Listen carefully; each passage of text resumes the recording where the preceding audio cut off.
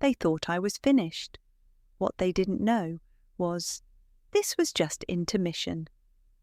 My name is Juliana, and 6 months ago, my husband served me divorce papers while I was lying in a hospital bed.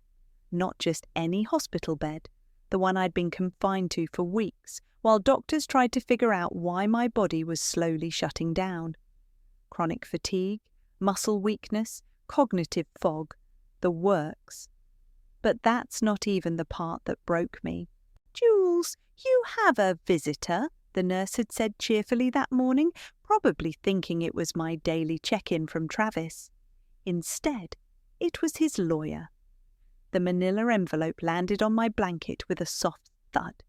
Travis couldn't even face me himself, 8 years of marriage, and he sent a stranger in a cheap suit to do his dirty work.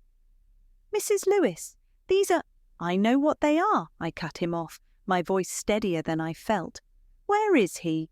"Mr. Lewis thought it best to handle this professionally." I almost laughed. Professional? Right. Because nothing says professional like abandoning your wife during a health crisis. That night, I cried until my IV monitor started beeping. The nurses came running, probably thinking I was coding. Instead, they found me clutching my phone, watching a video that would change everything. Hey, here's to her finally crawling out of our lives. Nora, my mother-in-law, was toasting with a champagne glass, her perfectly manicured hands steady as she addressed a room full of laughing guests. The video, sent by someone who still had a conscience, showed the Lewis family's divorce party at their country club. Travis stood next to his mother, arm around some young blonde from his office. Daria, the woman he'd been working late with while I was getting MRIs and spinal taps. "To think," Nora continued, her voice dripping with venom, "she actually believed she belonged in this family, as if restoring that old house made her worthy of the Lewis name." The house, our house, the one I'd spent 3 years renovating, turning a dilapidated Victorian into a showpiece that even Architectural Digest had featured.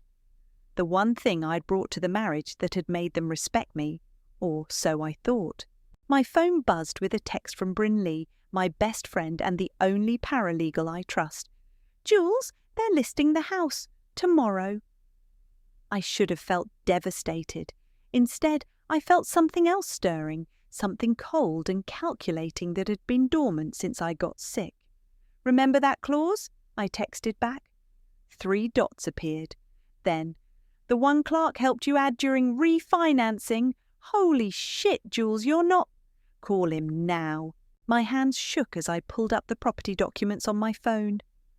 4 years ago, during what Travis thought was a routine refinancing, I'd added a conditional lien protecting my premarital contributions and renovation expenses. Clark, my attorney, had buried it in legal jargon Travis never bothered to read. The monitor started beeping again, but this time it was because my heart rate was rising with anticipation. My phone lit up with Brinley's call. "Clark says it's ironclad," she said, not even bothering with hello. "They can't sell without your approval. And get this, any attempt to force a sale triggers automatic financial penalties." "Let them list it," I said, surprising myself with how calm I sounded. "Let them bring in buyers. Let them think they've won." "Jules," Brinley's voice softened, "are you sure? You're still recovering." I looked down at my hospital bracelet, at the IV in my arm, at all the physical reminders of my weakness. But my mind? My mind was sharper than it had been in months. "They think I'm too sick to fight back," I said. "Too broken to notice they're trying to steal the one thing I built with my own hands. But you know what, Bryn? Sometimes the sick ones are the most dangerous. We have nothing left to lose." Through the hospital window, I could see the sun setting over the city. Somewhere across town, the Lewis family was probably still celebrating my downfall, still laughing about how easily they'd discarded me. "Make the calls," I told Brinley, "and find out who that realtor is, the one they're using. Serenity something." "What are you planning?" I smiled, feeling more alive than I had in weeks. I'm planning to teach them that karma isn't just a cute saying on Instagram. It's a bitch who takes notes and keeps receipts. The monitor beeped one more time, but I didn't care. For the first time since getting sick, since watching my marriage crumble, since being treated like something disposable, I had purpose again. They wanted a show? Fine. I'd give them one hell of a final act. I wish I could have bottled the silence in that room and saved it for a rainy day. 4 years earlier, I'd sat across from Clark in his downtown office, watching Travis skim through refinancing documents with his usual impatience. "Just the standard stuff, right?" Travis had asked, clicking his Mont Blanc pen. "We need this done before the bank closes." Clark had glanced at me, his poker face perfect. Standard protection clauses, yes, nothing unusual for a property of this value. What Travis didn't know was that I'd met with Clark privately the week before. I'd noticed things, small things, missing money from our joint account, late-night calls he took in the garage, the way Nora had started making comments about protecting family assets. "The clause is buried in Section 12B, Clark had whispered during our secret meeting. "It looks like boilerplate language about property improvements, but it's actually a protective lien. If they try to force you out during any period of medical or financial duress, the house is yours." Now, watching Travis's Mercedes pull up to my house with a car full of potential buyers, I felt that old familiar flutter of anxiety. But this time, it wasn't fear. It was anticipation. "Ready?" Brinley squeezed my hand. We sat in her car across the street, watching the show unfold. The Realtor, Serenity, bounced out of her own vehicle in a pink blazer that screamed, "First year in real estate!" Behind her came Nora, wearing the same smug smile she'd had at my divorce party. "God, I hate that smile," Brinley muttered. "Wait for it," I said. The potential buyers, a couple in their 40s, followed Serenity up the walkway I'd laid myself, past the heritage roses I'd planted. Travis was doing his charming host routine, probably telling them about the house's potential, as if he'd had anything to do with its transformation. My phone buzzed. "Clark, documents delivered to their agent, standing by." "Show time," I whispered. We watched through the front windows as the group toured the foyer. Even from outside, I could see Serenity's animated gestures, probably gushing about the original hardwood floors I'd restored by hand. Then her phone rang. Even from across the street, we could see her expression change. She excused herself, stepping onto the porch. A few minutes later, she went back inside. "Mrs. Lewis?" We heard her voice shake slightly. "Could I speak with you privately?" Nora's face tightened. They disappeared into the kitchen, my kitchen, where I'd spent countless hours designing the perfect layout. 3, 2, 1, Brinley counted down. "What do you mean she owns it?" Nora's screech carried through the open windows. The potential buyers jumped. "I'm so sorry," Serenity stammered, emerging from the kitchen with a sheet of paper. "But according to these documents, Mrs. Kent holds primary financial interest due to something called a renovation lien. We can't proceed with any sale without her explicit approval." Travis snatched the paper. "This is impossible. The divorce agreement doesn't override the refinancing clause," Serenity explained, her professional demeanour cracking. "And attempting to list the property without the lien holder's consent triggers automatic penalties." "Get Clark on the phone," Nora demanded, but her voice had lost its usual authority. The potential buyers were already backing toward the door. "We should go," the wife said quietly. "Clearly there are some issues to resolve." "No, please," Travis stepped forward. "This is just a misunderstanding." "A misunderstanding?" The husband frowned. "You're trying to sell a house you don't fully own?" That's when I stepped out of Brinley's car. The late afternoon sun hit the front of the house, my house, making the restored stained glass windows shimmer. I'd spent weeks getting those windows right, matching historical photos to recreate their original glory. "Hello, Travis!" I called out, my voice carrying across the lawn. "Having an open house without me?" The colour drained from his face. Nora's hands clenched into fists. "You!" she spat. "You planned this!" "No," I corrected her, walking slowly up the path. "I protected what was mine. There's a difference." The potential buyers hurried to their car. Serenity looked like she wanted to melt into the ground.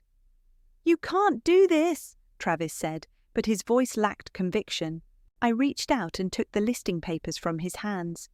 "Actually, I can, and I did, 4 years ago, while you were too busy not reading the fine print." "We'll fight this," Nora threatened. "Please do," I smiled. "I'm sure the judge will love to hear about how you tried to sell property you don't own while I was in the hospital. Speaking of which," I turned to Serenity, "you might want to alert other agents about this property's complications." I walked back to Brinley's car, my steps steady despite my still recovering body. Behind me, I heard Nora's shrill voice starting to berate Travis. "That," Brinley said as I got in, "was better than any reality TV show I've ever watched." "Oh, honey," I buckled my seatbelt, "we're just getting started." The text message came 3 days after the open house disaster. "Can we meet? I need to tell you something." Riley, Travis's brother. The quiet one. The one who'd stood in the corner during their divorce party, not exactly participating, but not stopping it either. "It's a trap," Brinley said when I showed her the message. We were having coffee at her place, away from the chaos my house had become. "The Lewis family is desperate. They'll try anything." I stirred my tea, watching the leaves swirl. Maybe, but Riley was different. Remember when I first got sick? He brought me books. Serial killers probably bring their victims books too. I laughed despite myself. "I'll meet him somewhere public, the coffee shop on Main." "I'm coming with you." "No," I said, "but you can sit at another table and pretend you're not watching us like a hawk." The next morning, I spotted Riley through the coffee shop window before he saw me. He looked tired, his usually neat appearance slightly rumpled. When I walked in, he stood up so quickly he almost knocked over his chair. "Juliana," he said, "thank you for coming." I sat down, keeping my expression neutral. "Why am I here, Riley?" He glanced around nervously before sliding an envelope across the table. "Because what they did to you was wrong, all of it, and—" He lowered his voice. "What if I told you Travis wasn't just cheating with one woman, but orchestrating something bigger, with your medical trust?" My hand froze halfway to my coffee cup. "What?" "Open it." He nodded at the envelope. Inside were bank statements, emails, transaction records. My vision blurred as I scanned the documents, but certain phrases jumped out. Transfer authorization, investment opportunity, medical trust dissolution. "How did you get these?" "I work in the family business too, remember. I have access to the servers. When you got sick, Travis started moving money around. But it wasn't just affairs or divorce planning. He was building his new company," I finished, my voice hollow, "with my medical trust money." Riley nodded. "With Daria as a board member. They've been planning this for months, before you even got diagnosed." The coffee shop suddenly felt too warm, too crowded. A barista called out someone's order, the noise making me jump. "Why are you showing me this?" I asked. "They're your family." Riley's face hardened. "Because last week I overheard Mom, Nora, talking about how they planned it all, getting you diagnosed, rushing the divorce while you were too sick to fight back. She said, and I quote, 'Better we cut her off now, before she dies broke and sues us.'" My hands started shaking, not from weakness this time, from rage. "There's more," Riley continued. "They pressured Travis to file for divorce as soon as your condition became official. There are emails. Mum was worried you might actually recover and discover what they'd done with the trust." Why now? I asked. Why are you turning on them now? He was quiet for a moment. Because I watched them celebrate your suffering like it was a victory. Because I saw my brother become someone I don't recognize. And because... He pulled out one more document. I found this medical directive with your forged signature on it. Mum did that, not Travis. She was trying to remove you from making critical decisions about your own care. The coffee shop suddenly felt like it was spinning. Brinley appeared at my side. She must have seen my distress from her surveillance spot. I think we're done here, she said firmly. Wait, Riley stood up. There's one more thing. Travis and Daria, they're planning to go public with their company next month, using your money, your trust. They think you're too broken to notice. I gathered the documents with trembling hands. Thank you, Riley. But why should I trust you? Because I'm done being complicit, he said simply, and because you deserve to know the truth, even if it destroys my family. As Brinley led me out, I heard Riley call after me. They're having a board meeting next week, announcing the company launch. I can get you in. Outside, the autumn air hit my face like a wake-up call. Brinley gripped my arm, steadying me. Jules, what are you thinking? I looked down at the envelope full of evidence.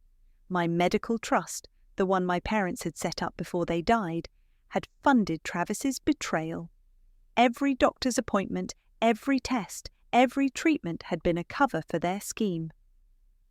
I'm thinking, I said slowly, that it's time to crash a board meeting. Brinley's eyes widened. You're not serious. Oh, but I am. I pulled out my phone and dialed Clark's number. And this time, we're not just going after the house, we're going after everything. The line connected, and Clark's voice came through. Juliana, what do you need? I smiled, and it wasn't a nice smile. How do you feel about corporate fraud cases? Miss Ferguson? I extended my hand to the young blonde sitting across from me. Thank you for agreeing to meet about the house. Daria shifted uncomfortably in her seat at the upscale restaurant. Of course, though I'm surprised you contacted me instead of Travis or the Realtor. Oh, but you're exactly who I wanted to see. I smiled, watching her perfectly manicured fingers tap nervously on the white tablecloth. After all, you're not just Travis's girlfriend anymore, are you? You're also a board member of his new venture. Her face paled slightly. How did you know about that? Let's just say I've been doing my homework. Speaking of which, I pulled out a folder and laid it on the table. Could you explain why your signature appears on withdrawals from my medical trust fund? The waiter approached with water, but I waved him away. Daria's eyes darted toward the exit. Those were authorized transfers, she said, her voice barely above a whisper. Travis had power of attorney. Did he? That's interesting, because according to my lawyer, that medical directive was forged, just like these transfer authorizations. I tapped the documents. Your handwriting is quite distinctive, Daria, especially those little hearts you dot your I's with. She swallowed hard. What do you want? I want you to look at me, really look at me, and tell me if it was worth it. While I was getting spinal taps and fighting to stay conscious, you were helping Travis steal my medical trust to fund your little start-up dreams. It wasn't like that, she protested weakly. Travis said you'd agreed to invest. While I was semi-conscious in the hospital? I leaned forward. Do you know what fraud is, Daria? Because the SEC has some very specific definitions. The colour drained completely from her face. You wouldn't. Actually, I would, but I'm giving you a chance first. Tell me everything. Dates, amounts, who knew what, and maybe I'll consider not pressing charges.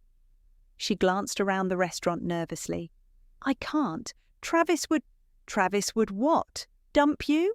Honey, he's going to do that anyway once this all falls apart. You're just collateral damage to him. Trust me, I know. Her lower lip trembled. I have emails, she whispered, and recordings of meetings. Travis and Nora. They planned everything. They waited until you were too sick to notice the transfers. Send them to this address. I slid her a card with Brinley's work email.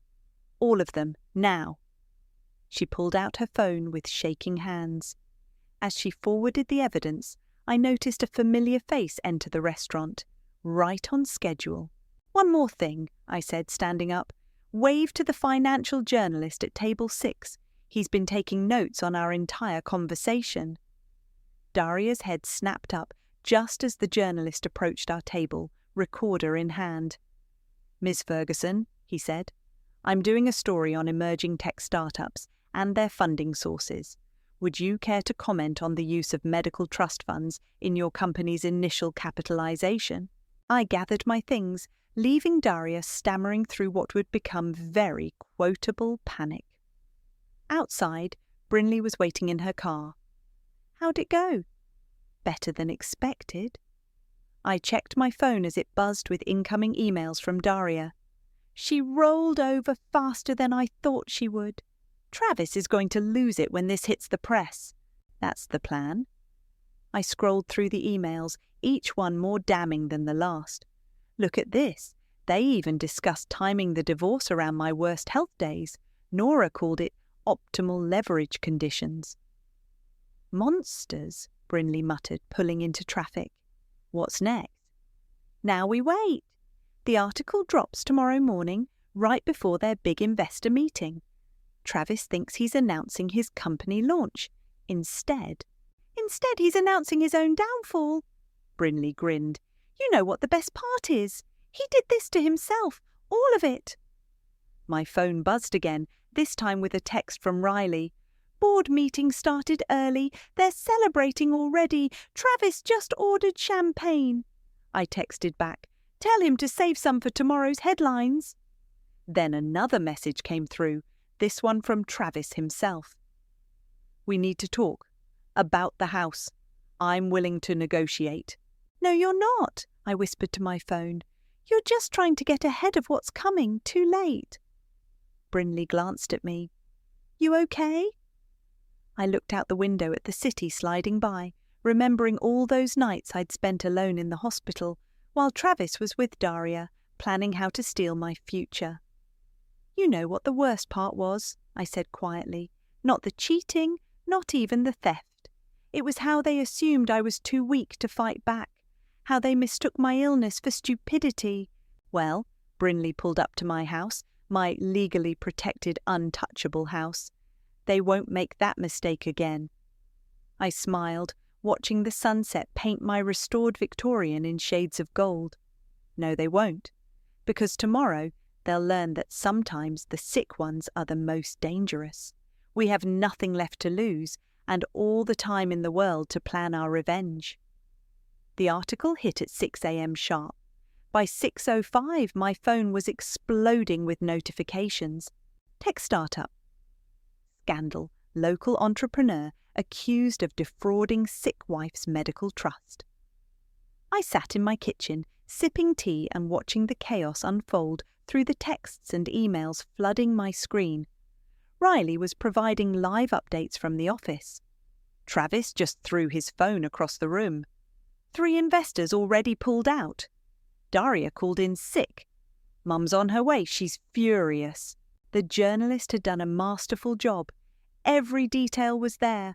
The forged documents, the timed divorce, the systematic draining of my medical trust. He'd even included quotes from Daria about the planned corporate takeover during victims' health crisis. At 7:15, my doorbell rang. I already knew who it was. You vindictive bitch, Nora spat as soon as I opened the door. She tried to push past me into the house, but I held my ground.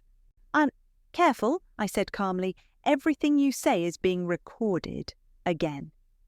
She froze, finally noticing the security camera above the door, the one that had caught her previous trespassing attempts.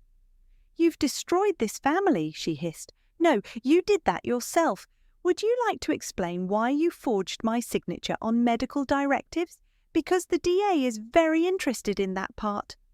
Her perfectly composed face cracked. You can't prove... Actually, I can. I pulled out my phone and played a recording, Nora's own voice discussing the forgery with Travis. Riley's been quite helpful. Turns out he has a conscience. Who knew? Riley. The colour drained from her face. He wouldn't. He did, along with copies of every email you sent pressuring Travis to divorce me while I was hospitalised.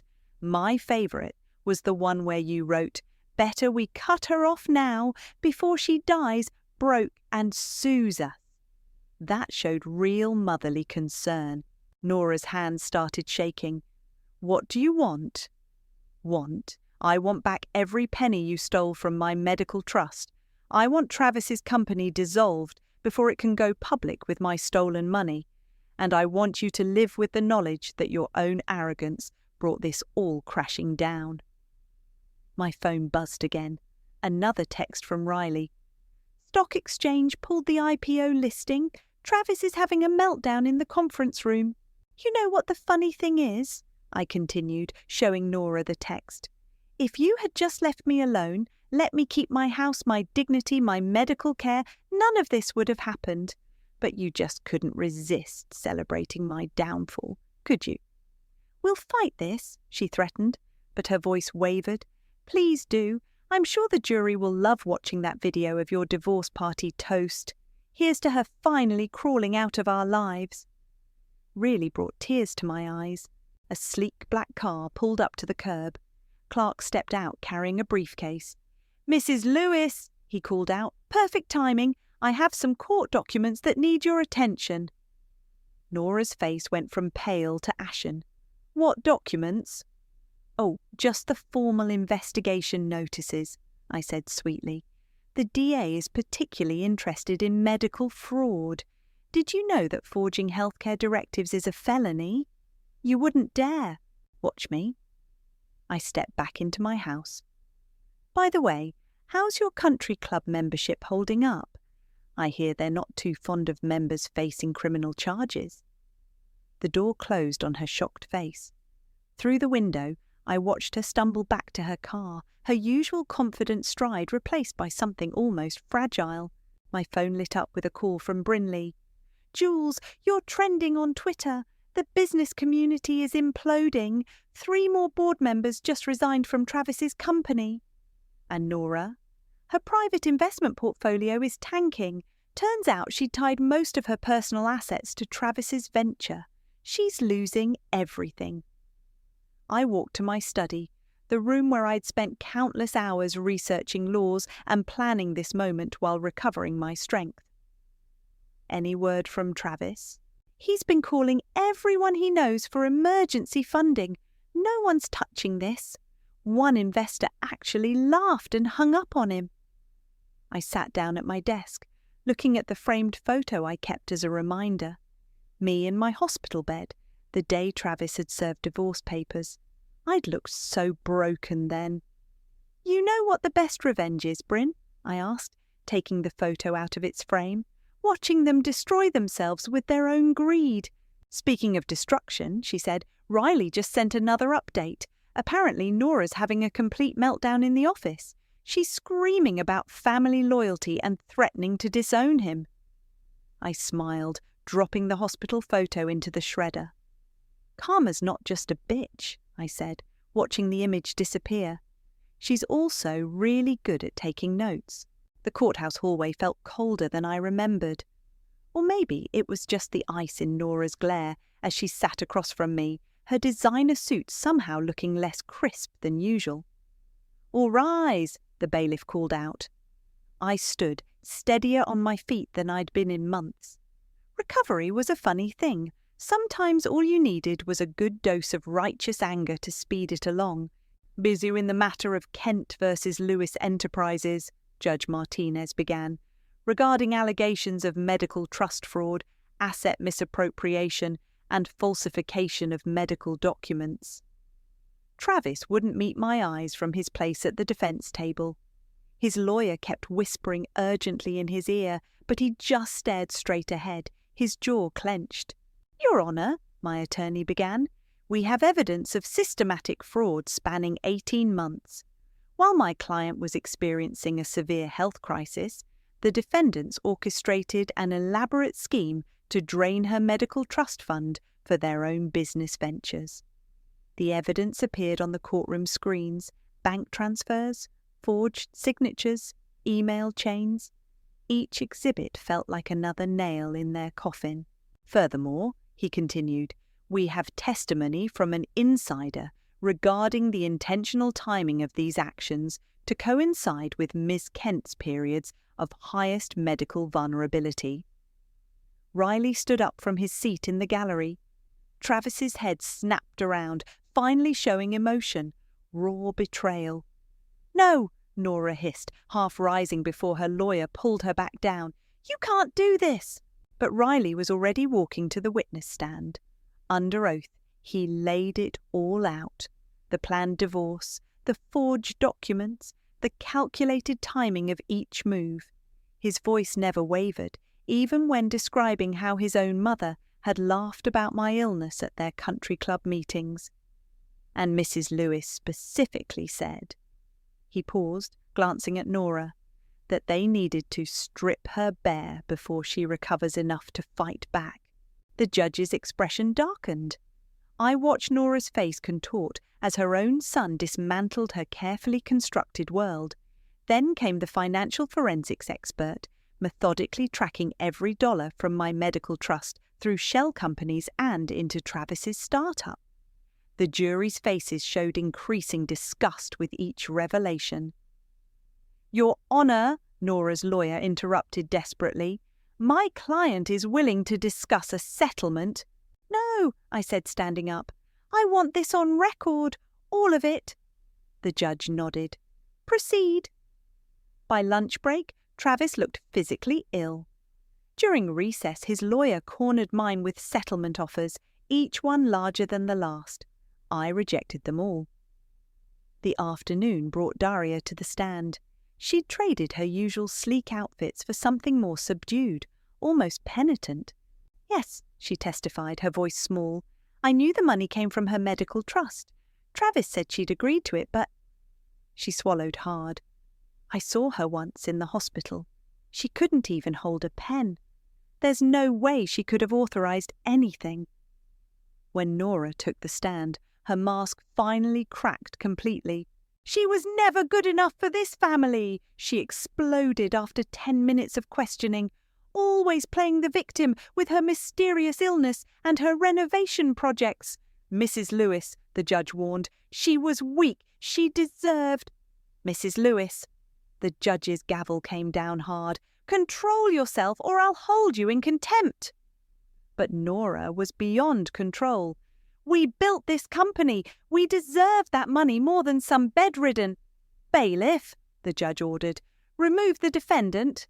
As they led Nora out, still ranting, I caught Travis's eye. For the first time, I saw real fear there. The verdict came faster than anyone expected. The jury had barely deliberated 2 hours. We find in favour of the plaintiff, the foreman announced, and recommend maximum punitive damages. The judge's final ruling was devastating. Full repayment of my medical trust, plus damages. The company would be dissolved, all assets frozen pending criminal investigation.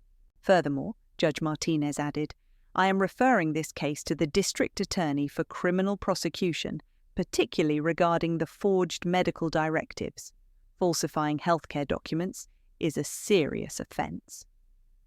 As the courtroom emptied, Travis approached me. He looked thinner, desperate.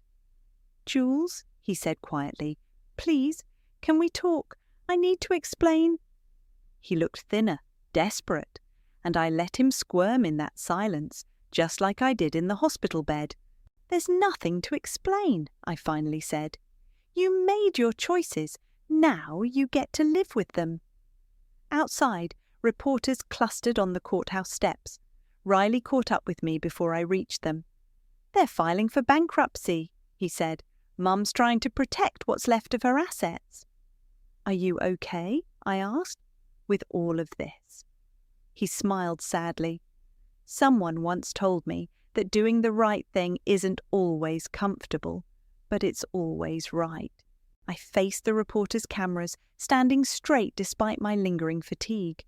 They wanted a statement about justice, about victory. Instead, I gave them the truth. Sometimes, I said clearly, the best revenge is simply letting people face the consequences of their own actions. Behind me, I heard Travis calling my name one last time. I didn't turn around.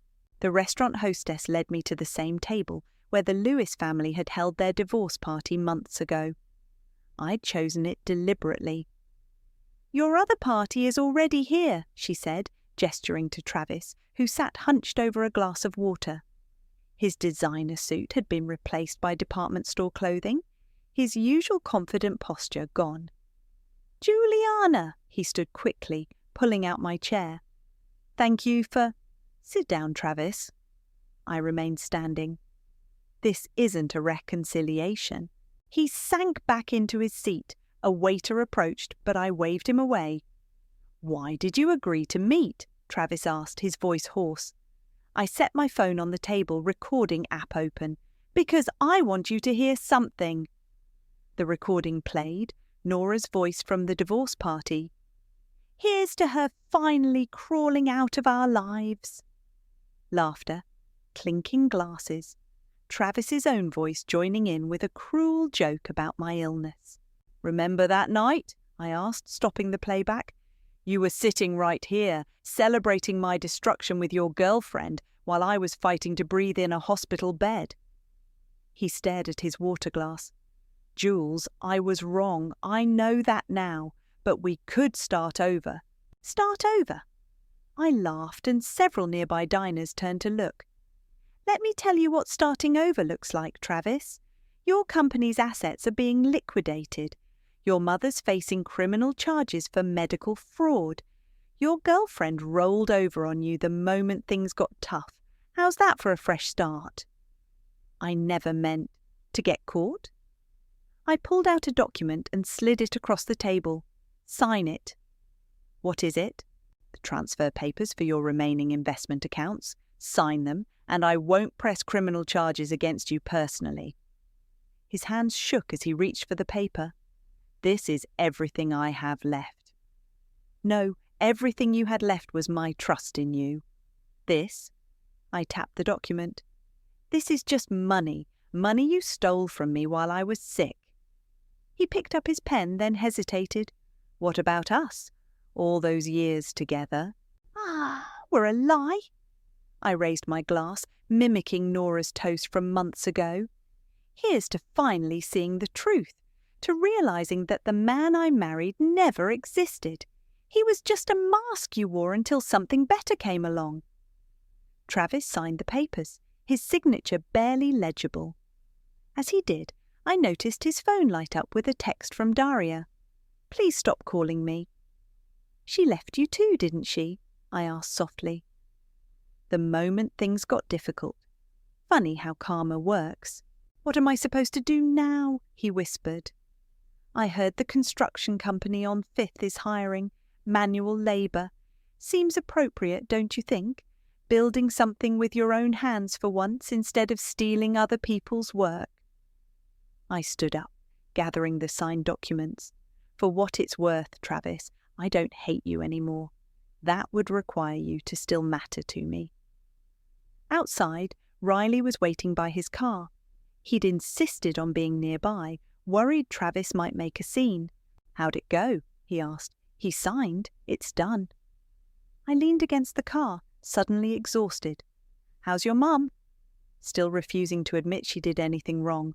The DA offered her a plea deal, but... He shrugged. "You know how she is." "And you? Are you okay?" He smiled sadly. "Getting there.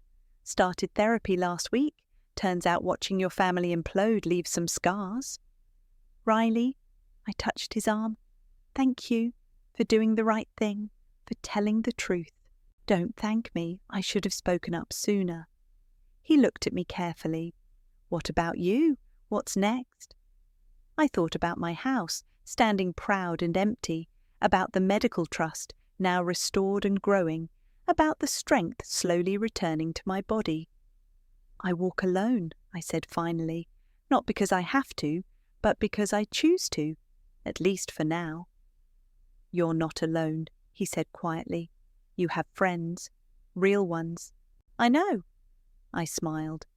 "But this chapter of my life, it needs to end with just me, standing on my own feet, building something new."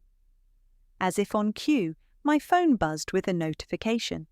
The local business journal wanted to interview me about starting a foundation for victims of medical fraud. "See?" I showed Riley the email. "Something new already." He hugged me goodbye, and I watched him drive away, the last good thing to come out of my connection to the Lewis family. Back home, I poured myself a glass of wine and stood in my kitchen, the one I'd designed in the house I'd fought for. Through the window, I could see the gardens starting to bloom again after winter. "To earned peace," I whispered to the empty room, raising my glass. "And to Karma, who takes her sweet time but never forgets." The setting sun painted my restored Victorian in shades of gold, and for the first time in months, I felt nothing but calm. The morning sun streams through my restored stained glass windows, casting colourful patterns across my kitchen floor. My coffee is still hot when my phone buzzes with a news alert. Former socialite Nora Lewis pleads guilty to medical fraud charges. I open the article, scanning quickly. Accepted plea deal, 6 months house arrest, substantial fines, reputation in shambles. Brinley burst through my front door without knocking, waving her phone. "Did you see?" "I saw." I slide her a cup of coffee. "Karma's finally cashing those checks." "That's not even the best part," she grins. "Guess who's working construction now?" I drove past the new development on 5th, and there was Travis carrying lumber like a common mortal. The doorbell rings before I can respond. It's Serenity, the realtor from that fateful open house. She looks nervous. "I'm not selling," I say before she can speak. "Actually," she fidgets with her clipboard, "I'm here because, well, I'm starting my own agency. After what happened with the Lewis family, I realized I needed to do things differently, more ethically. I was hoping you might consider being on my advisory board." I study her face, young, earnest, changed by what she witnessed. "Come in," I say. "Let's talk about it over coffee." As we discuss her plans, another visitor arrives, Riley, carrying a newspaper. "You made the front page," he says, spreading it on my kitchen island. "Local woman launches medical fraud prevention foundation." The photo shows me standing on the courthouse steps, looking stronger than I've felt in years. The headline reads, "From Victim to Advocate, a story of justice served." "How's therapy?" I ask him. "Good. Hard." He accepts a coffee from Brinley. "Mum's not speaking to me, but that's probably healthy right now." "And Travis?" Still calling Daria, still getting blocked, still carrying lumber." He shakes his head. "The mighty have fallen." My phone buzzes again. An email from Clark. "Criminal investigation into Nora's country club friends reveals similar fraud patterns. They're calling you as an expert witness. Interested?" "Always," I type back. Serenity leans forward. "Is it true what they're saying? That you knew all along? That you planned everything?" "Not everything," I admit, "but I knew enough to protect myself. Sometimes the best revenge is just being 3 steps ahead." The doorbell rings again. This time, it's a delivery. Flowers from the DA's office, thanking me for my testimony. The card reads, "Your case has opened the floodgates. More victims coming forward daily." You know what this means? Brinley picks up the card. "You're not just their karma anymore. You're their legacy." I walk to my study, now converted into the Foundation's first office. The walls are lined with case files, each one a story like mine. On my desk sits a framed quote, "Justice is not revenge, but restoration." The Foundation's first meeting is tonight, I tell them. "We're reviewing cases of medical fraud victims who need legal support. Want to help?" They all nod, and something warm spreads through my chest. This is what healing looks like. Not just getting better, but making things better. My phone buzzes one last time. A text from an unknown number. I'm sorry. T. I delete it without responding. Some chapters don't need closure. They just need to end. You know what the strangest part is? I say to my friends gathered in my kitchen. I thought revenge would feel like winning, but this, helping others fight back, turning pain into purpose, this feels like something better. Like what? Riley asks.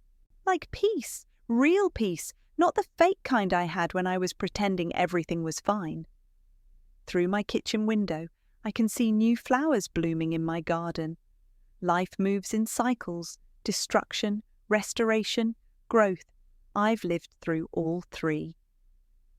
So, Brinley raises her coffee cup, what's next for the woman who brought down an empire?